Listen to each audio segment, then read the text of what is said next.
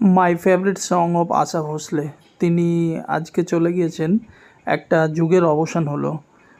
2026 সালে তিনি আজকের দিনেই কিন্তু চলে গেলেন। আশা ভোসলেজির কেরিয়ার সম্পর্কে কিছু দেখে নেবো যেগুলো এক্সাম পার্সপেক্টিভে খুব ইম্পর্ট্যান্ট আছে।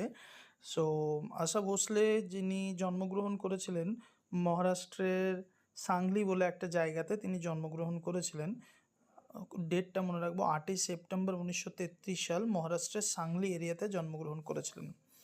তাই তিনার বাবা ছিলেন দীনানাথ মঙ্গেশকর, যিনি এক ফেমাস সিঙ্গার এবং অ্যাক্টর ছিলেন দীনানাথ মঙ্গেশকর, এবং সিস্টার হচ্ছেন লতা মঙ্গেশকরের।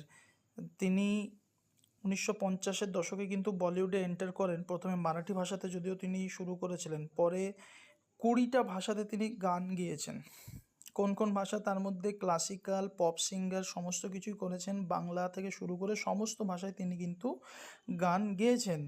তার সবথেকে ইম্পর্টেন্ট যেটা অ্যাওয়ার্ডস অ্যান্ড অ্যাচিভমেন্ট, সেগুলো আমরা দেখে নেব। 2টো ন্যাশনাল ফিল্ম অ্যাওয়ার্ডস পেয়েছে, 7টা ফিল্মফেয়ার অ্যাওয়ার্ড, এবং ইম্পর্টেন্ট হচ্ছে দাদা সাহেব ফালকে 2000 সালে পদ্মবিভূষণ পেয়েছে 2008 সালে। আমরা জানি পদ্মবিভূষণ হচ্ছে ভারতের সেকেন্ড হাইয়েস্ট সম্মান। তাছাড়া গ্র্যামি নমিনেশনও হয়েছিল, গিনিস ওয়ার্ল্ড রেকর্ডও হয়েছে। আর ফেমাস সং কী কী আছে সেগুলো একটু চোখ দেখে নেবে তোমরা জাস্ট।